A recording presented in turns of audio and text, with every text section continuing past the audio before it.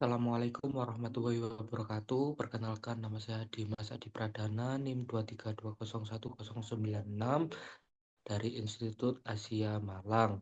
Di sini saya akan menjelaskan proyek saya, tugas framework programming. Di sini saya menggunakan konsep stok distributor lengkap atau list stok gudang. Nah, fungsinya di sini untuk tools sales untuk menjelaskan ke pelanggannya agar eh, ketersediaan stok secara real life itu bisa bisa dilihat di webnya. Nah, di sini kita menggunakan API eh, untuk berhubungan dari server Django ke front end-nya menggunakan Bootstrap. Nah, di sini ada tampilan awalnya. Nah, untuk menambahkan kategori, katalog, atau menyimpan ini, saya menggunakan Django servernya.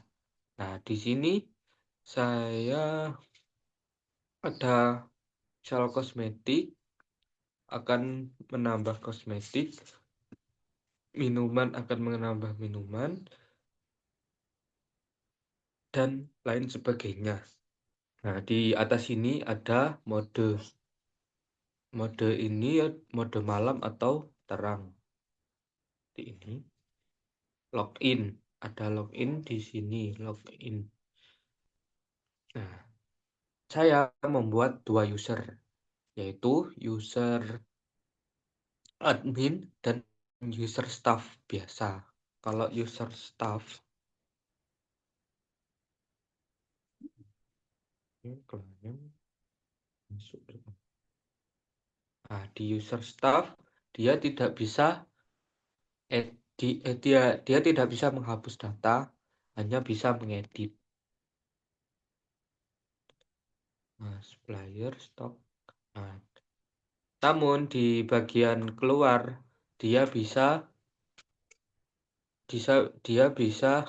melakukan transaksinya. Bisa keluar, jumlah keluarnya berapa? 800.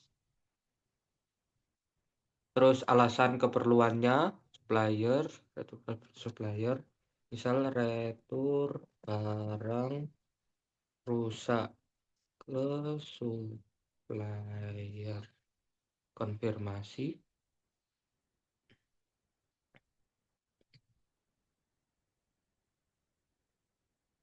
Nah, nanti di sini stok akan berkurang sesuai yang disimpan. Nah, untuk di sini ada Anda sebagai staff atau klien. Ini nama akunnya klien, Anda sebagai staff. Lihat toko. Nah, kembali ke toko tadi dan stoknya berubah di sini. Nah, kita login sebagai admin. Adminnya saya Dimas.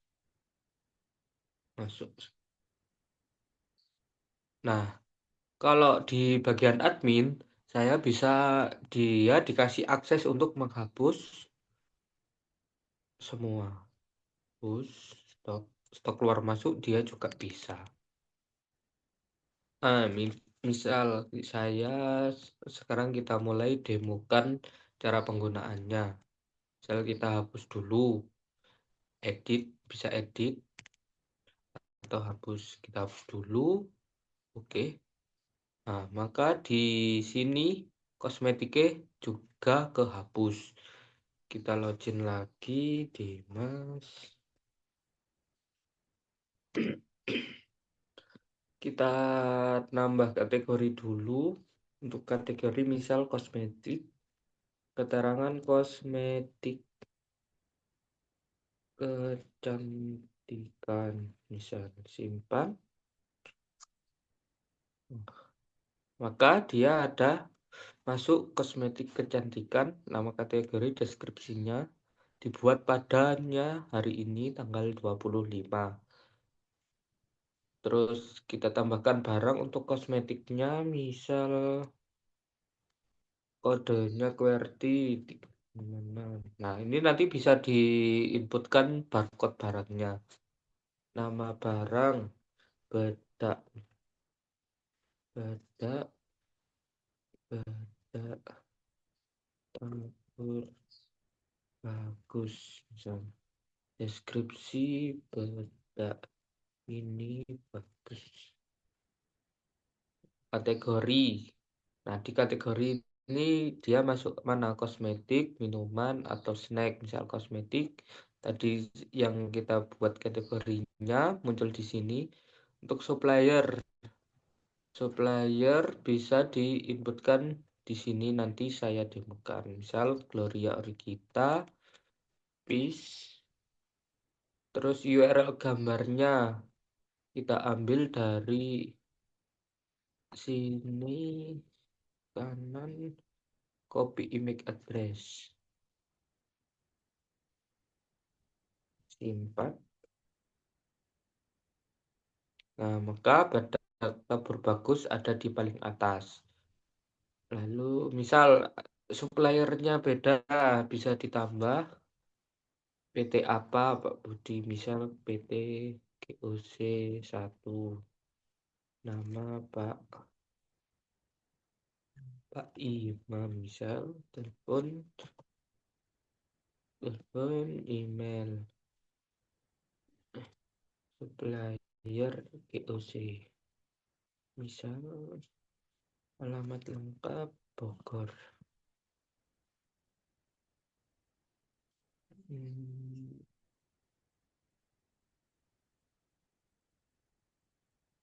Kita simpan. Nah, maka dia tersimpan di sini, supplier GOC. Kita bisa edit atau hapus. Jika hapus, ada notifikasinya, yakin untuk menghapus. Stok. Nah, di stok ini akan muncul di bagian depan dashboard tadi. Kita bedak tabur bagusnya, terus food atau non food, ada dua pilihan gudang. Nah, gudang ini bisa ditambahkan di admin Django-nya nanti. Jumlah 300, misal min stoknya. Nah, jika stok udah ke 10, nanti ada peringatan untuk reorder kembali. Simpan data. Nah, disimpan di sini. Nah, dari sini nanti keluar di bagian depan. Nah, bedak tabur ini stok 3000, gudang non food, bedak tabur bagus, ada stoknya. Di sales nanti bisa lihat update stok. Oh, stoknya ada nih. Case-nya di lapangan, seringkali sales itu tidak tahu. Misal toko udah order, ternyata stok di gudang tidak ada. Nah, di sini saya membuatkan websitenya untuk melihat stok secara real life. Kita lanjut lagi.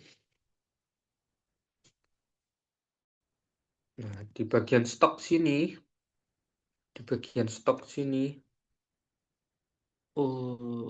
untuk aksinya tidak saya bikin hapus, karena hapus itu, kalau menghapus itu nggak ada historinya apa-apa ya. Kalau keluar ada histori keluarnya untuk apa dan reasonnya apa, karena ini kan aset perusahaan. Misal keluar, masukkan jumlah keluar dari yang tadinya dia 3000, kita ambil 1000 misal.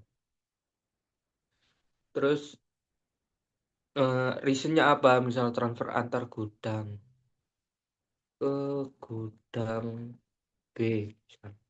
Konfirmasi.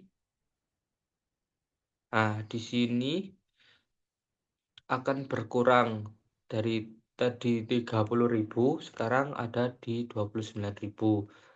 Nah, dari sini nanti bisa kita ekspor ke Excel. Fungsinya apa untuk ekspor Excel? Fungsinya untuk eh, nanti di print buat staf gudang melihat ngecek satu-satu stok yang sekarang apa untuk upname barangnya. Kita download. Nah, di sini udah terdownload. Nah, stok.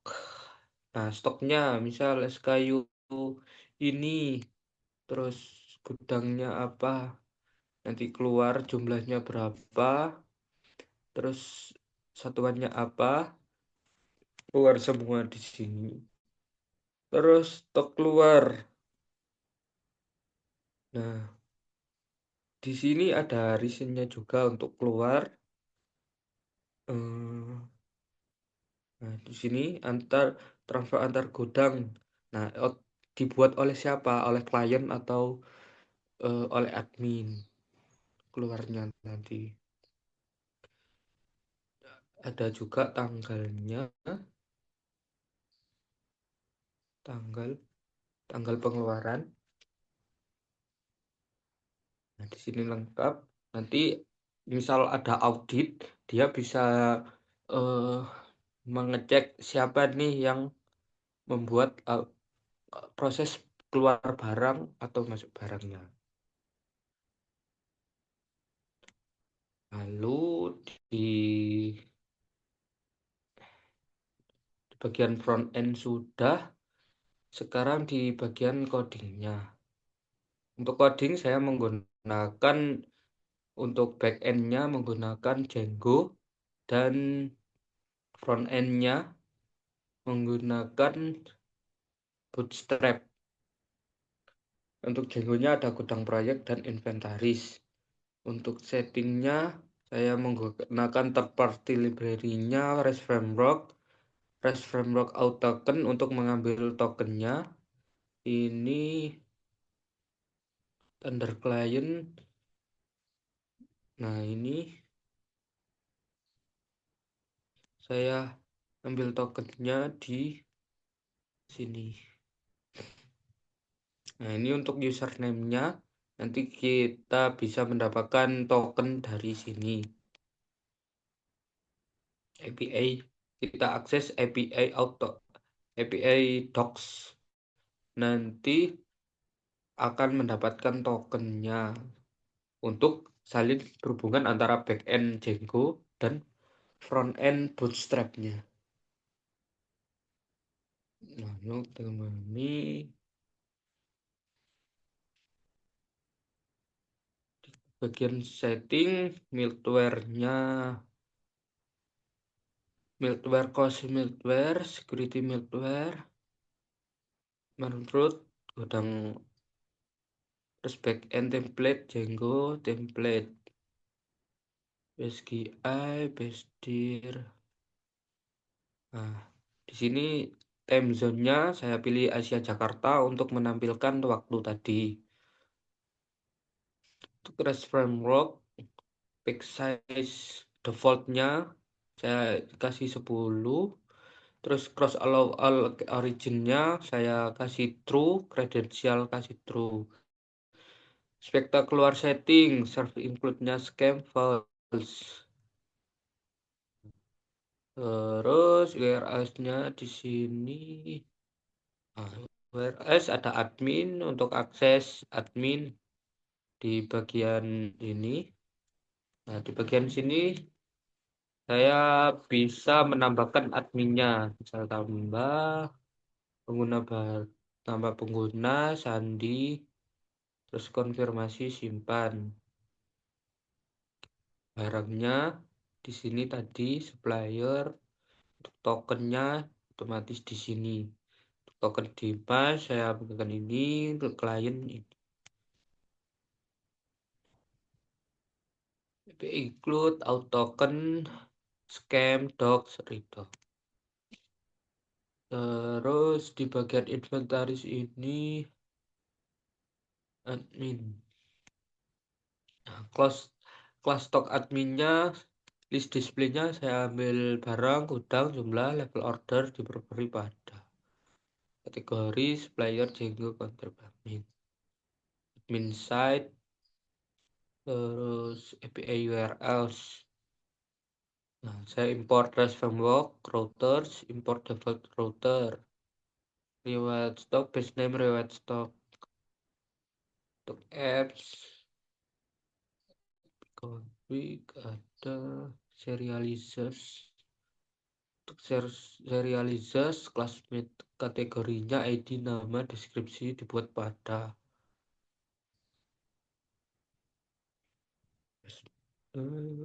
views. Viewsnya ini saya from import base permission, save method, API view, framework, API get. Nah, ini di get user ID staff. Terus sama nah, di bagian sini kita request data get barang, request data get gudang untuk gudang ID. Oke. Untuk rekrutmen yang saya gunakan ada Django Crossheader, Django Filter, REST Framework, JSON, PyYam, terus SQL parse, typing, extension, URI template. Ini dan supplier. Terus untuk di front end-nya saya ada di gudang inventaris front end. Nah, di sini ada buat admin. Nah, ini buat tampilan setelah login. Ada dashboard. Dashboard ini menampilkan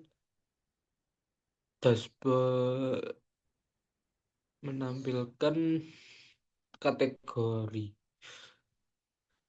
Nah, ini CSS-nya untuk tampilan lebih baik. Ini untuk tombol dashboard.html. Jika ngeklik ini nanti keluar di dashboard, lalu dan stok supplier dan sebagainya. Ada SKU di sini hanya input label-label aja. Semua memanggil di JavaScript-nya. Kategori sama login stok. Nah, ini buat ekspor ke Excel-nya. Saya menggunakan https cdn net npm bootstrap bundle min.js.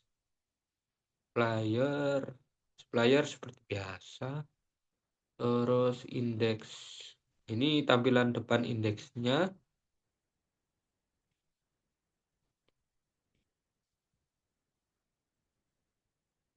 Bar fix semua kategori ini untuk pemfilteran indeksnya. Terus JavaScript-nya saya taruh di aset.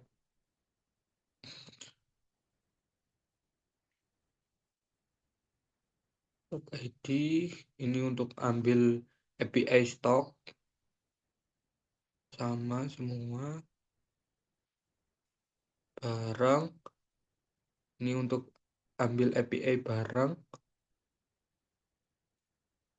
Jadi di JavaScript-nya kita ambil API per satu-satu. Sekian dari saya, kurang lebihnya mohon maaf. Sekian, wassalamualaikum warahmatullahi wabarakatuh.